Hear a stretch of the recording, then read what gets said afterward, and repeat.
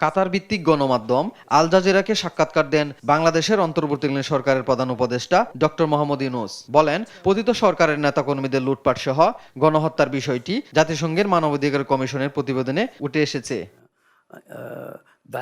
সাক্ষাৎকারে বাংলাদেশের নির্বাচন সংস্কার, পতিত শেখ হাসিনা সরকারের অনিয়ম দুর্নীতি বিচার সহ সম্প্রতি চীন সফর নিয়ে কথা বলেন তিনি। This is one of the cases that we have to resolve ourselves, continue to do that.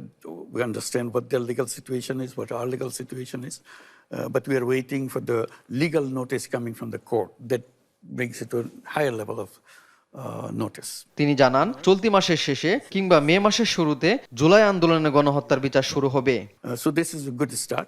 We have our own research, own reports, what the terrible thing they have done. So the legal system is now functioning to bring them to trial.